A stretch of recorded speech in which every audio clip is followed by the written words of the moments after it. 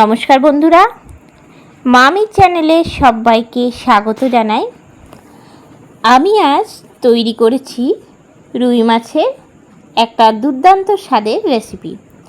আমরা সাধারণত বাড়িতে প্রায়শই রুই মাছের বিভিন্ন রেসিপি ট্রাই করে থাকি, বাট এই রেসিপিটা স্বাদ কিন্তু দুর্দান্ত। আর ঘরে থাকা বিভিন্ন উপকরণ দিয়েই কিন্তু এই রেসিপিটা তৈরি করে নেওয়া যায়। তাহলে চলুন দেখে নিন আমার আজকের এই রেসিপি, রুই মাছের মশলা কারি। নিয়ে নিয়েছি আমি রুই মাছ, আর রুই মাছটা খুব ভালো করে ধুয়ে নিয়ে চলে এসেছি। এরপরে এর মধ্যে দিয়ে দিচ্ছি আমি হলুদ, হাফ চা চামচ আমি হলুদের গুঁড়ো দিয়ে দিলাম। দিয়ে দিচ্ছি লবণ,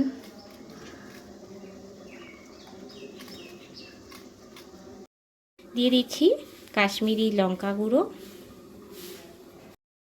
আর দিয়ে দিচ্ছি সর্ষের তেল।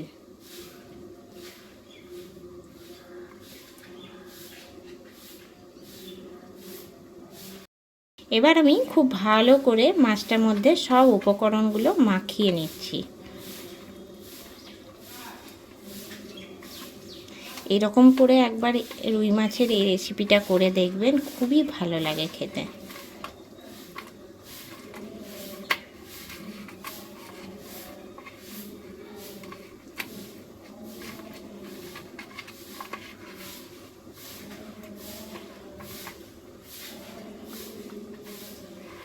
খুব ভালো করে এটা আমার মাখানো হয়ে গেলে এটা এবার 10 মিনিট এইরকমই রেখে দেবো। কড়াই চাপিয়ে নিয়েছি, আর কড়াইয়ের মধ্যে দিয়ে দিচ্ছি মাছ ভাজার জন্য সর্ষের তেল। কড়াইয়ের তেল গরম হয়ে গেছে, আর আমি দিয়ে দিচ্ছি এবার মাছগুলো।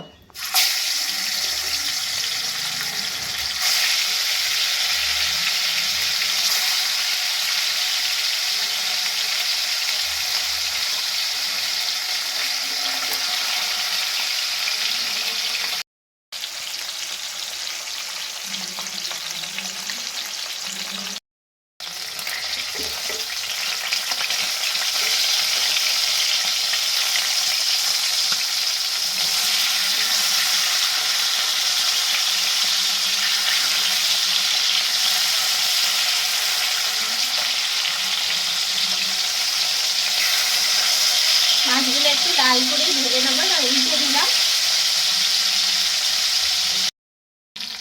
মাছগুলো এখন ভাজা হয়ে গেছে, আর আমি তুলে নিচ্ছি থালার মধ্যে। ঠিক এরকম লাল লাল করে মাছগুলো ভাজলে কিন্তু এই রেসিপিটা ভালো হয়।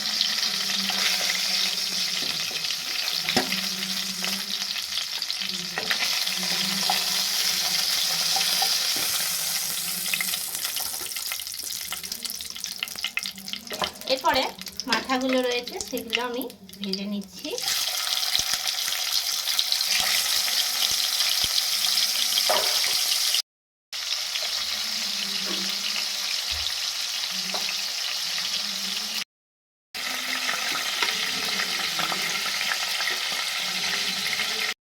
প্রথমে আমি একটা মশলা তৈরি করে নেবো। তার জন্য আমি নিয়ে নিয়েছি কালো সর্ষে, তবে এই রান্নাটা কালো সর্ষে দিয়ে করলেই ভালো হয়।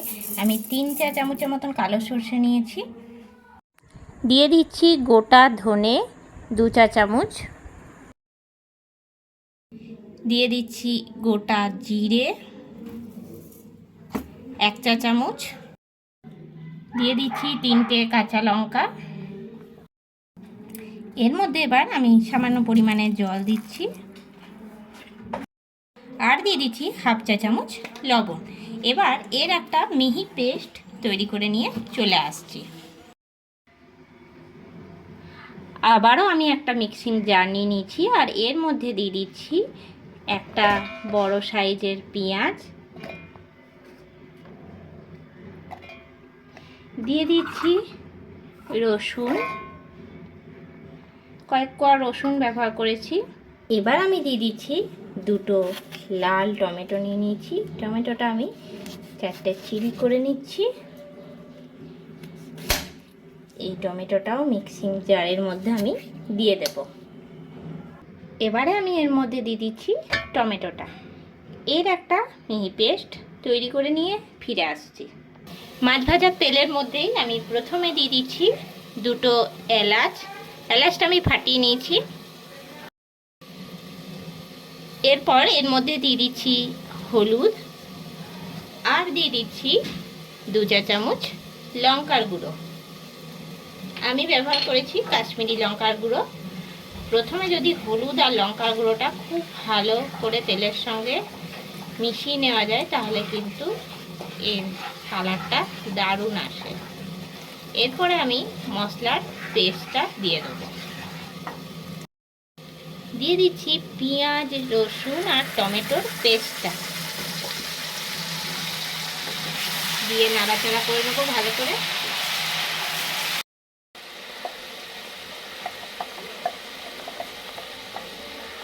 যে বাকি মশলা পেস্টটা ছিল সেটাও দিয়ে দিলাম এর মধ্যে, দিয়ে নিয়ে খুব ভালো করে নাড়াচাড়া করব।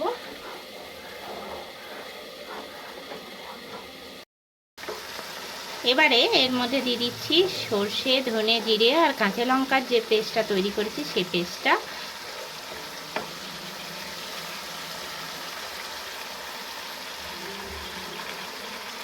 পেঁয়াজটা দেওয়ার পরেই কিন্তু এটাও আমি দিয়ে দিচ্ছি।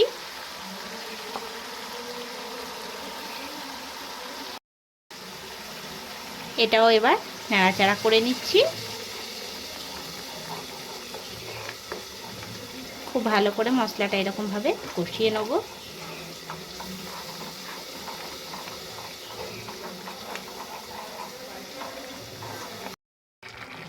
মশলাটা কিন্তু বেশ কিছুক্ষণ ধরে আমি কষিয়ে নেব। মশলাটা যত কষাবো এই রান্নাটা কিন্তু ততটাই ভালো লাগবে খেতে।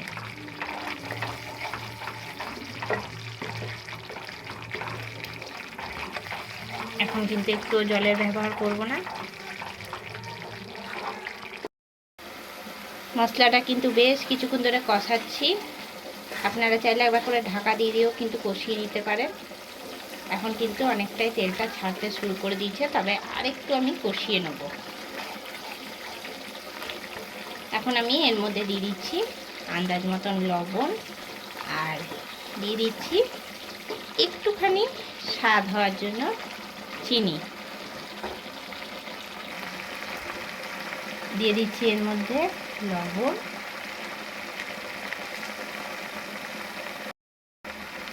দিয়ে দিচ্ছি 1 চা চামচ চিনি। লবণ আর চিনি দিয়ে আগে নামিয়ে নিচ্ছি ভালো করে। ভালো করে এটা আবারও নাড়াচাড়া করে নিচ্ছি।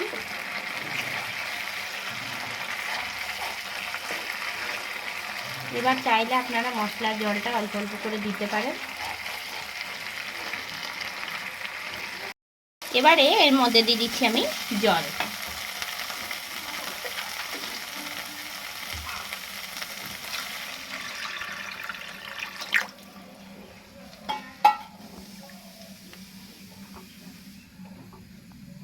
জলটা দিয়ে ভালো করে আমি নাড়াচাড়া করে নিচ্ছি। আর একটুখানি ঝোলটা কিন্তু ফুটতে দেবো। আর এর মধ্যে দিয়ে দিচ্ছি এখন মাছগুলো। দিয়ে দিচ্ছি একটা একটা করে মাছগুলো।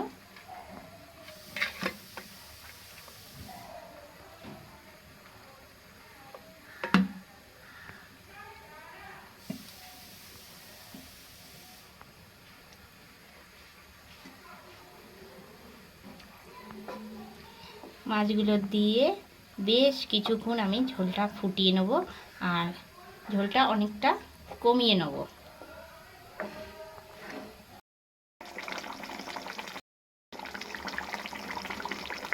ঝোলটা বেশ কিছুক্ষণ ফুটে গেলে আমি এর মধ্যে দিয়ে দিচ্ছি 2টো কাঁচা লঙ্কা আর নাড়াচাড়া করে নেব। অনেকটাই কিন্তু কমে এসছে। ঠিক এইরকম টান টান কিন্তু ভাল লাগে এরকম রুই মাছের রেসিপিটা। আপনারা একবার বাড়িতে ট্রাই করবেন। এটা কিন্তু গরম ভাত দিয়ে খেতে খুবই ভালো লাগে।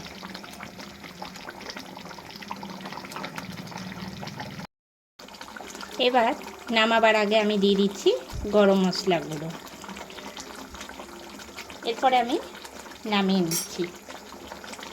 গ্যাসটা বন্ধ করে দিলাম আর তৈরি হয়ে গেল রুই মাছের একটা খুব সুন্দর রেসিপি।